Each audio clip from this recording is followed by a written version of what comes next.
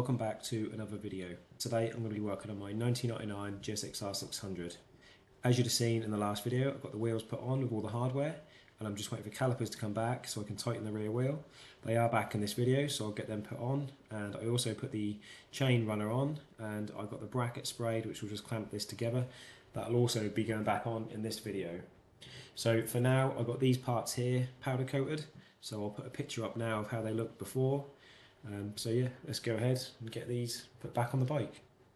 So this fairing stay here I'm going to save for another video, but I'm going to put the stand and the top clamp on in this video. So yeah, I'll put that to one side and we'll come back to that later.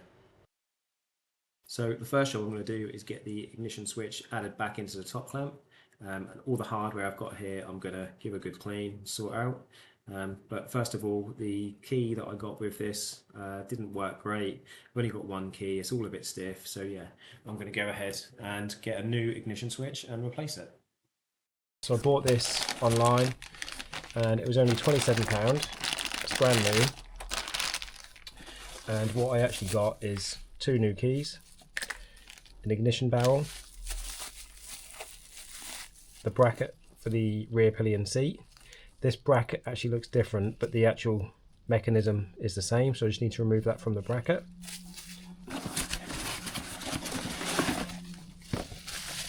And I also got a new fuel cap, so obviously I've got two new keys to work with these three new pieces. But again, it doesn't say Suzuki, but it is pretty much the same as the one that is on the bike already. So I'll just show you the one that's fitted to the tank. So that is pretty much the same. So the plug itself is a different colour, but is physically the same. The cables are a slightly different colour, but I've put my multimeter on, turned the switches on both, and they will both operate in the same way. So now I've got new ignition, which actually works fine, two keys. So that was a bargain at £27, and everything I look at on here is pretty much identical.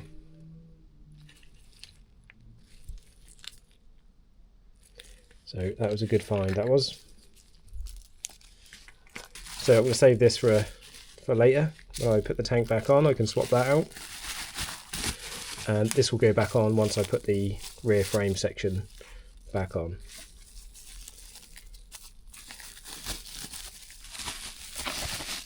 So for now I can start to clean up the hardware. There's the top nut. Going to give this all a bit of a clean, make it look a bit better. Then put the ignition switch on the top clamp and then put it on the bike.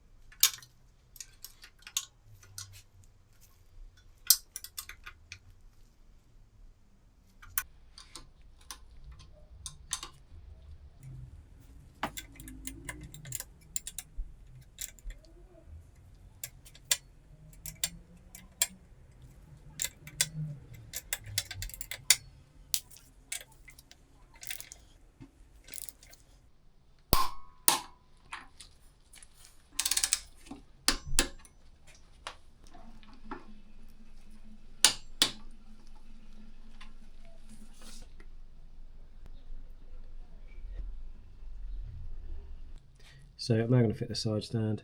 Just going to give the bolt and the springs a bit of a clean out and the area where it's going to be bolted to.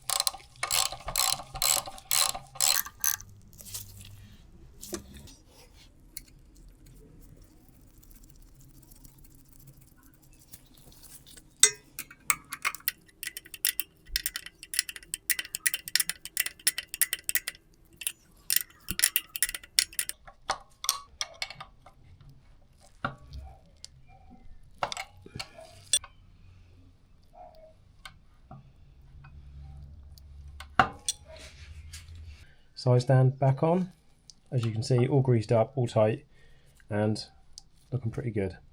So I've now received my brake calipers back from being refurbished.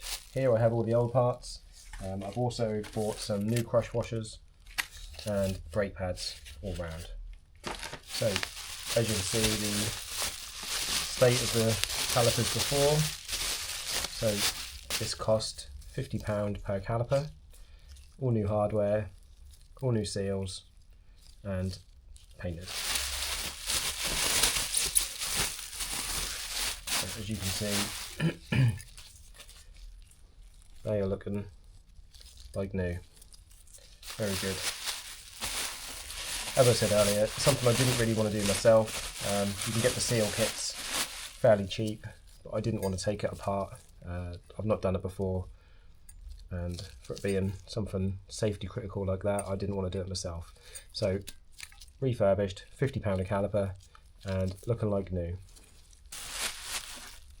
So first thing I'm going to do is fit the pads into the calipers and get them on the bike.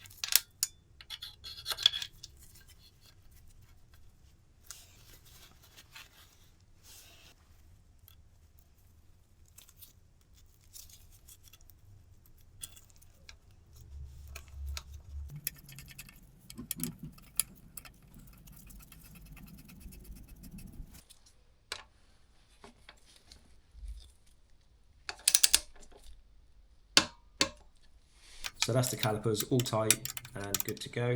So I'm now just adjusting the chain tensioners, and then I lock them off in a position where they need to be once I've got the right amount of slack from the chain.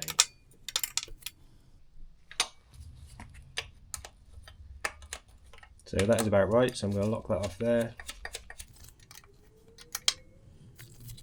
So to double check before I tighten everything up, I've got one of these laser alignment tools. So what I'm going to do is put that on the rear sprocket and we'll see what it shows.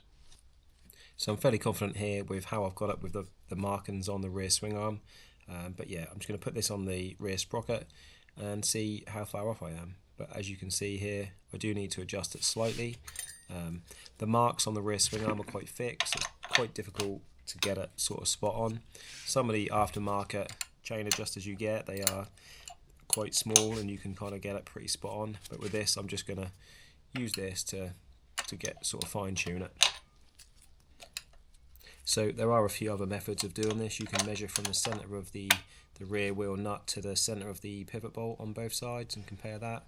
You can also measure from the back of the rear swing arm to the center of the rear wheel nut. So there's a few other ways, but I just wanted to give this a go.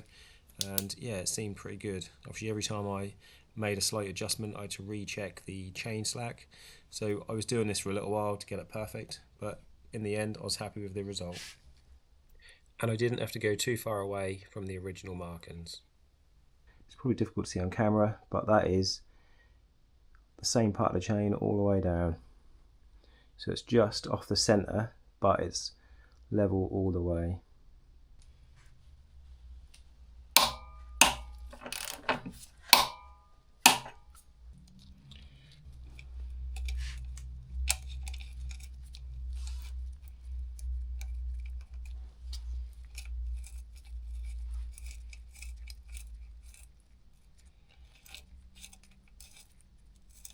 So that is the chain runner clamp.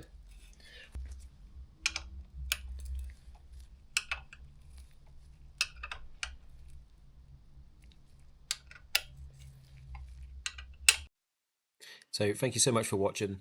Don't forget to subscribe, and if you haven't seen the rest of this build series, you can click the link in the description to see it from the start.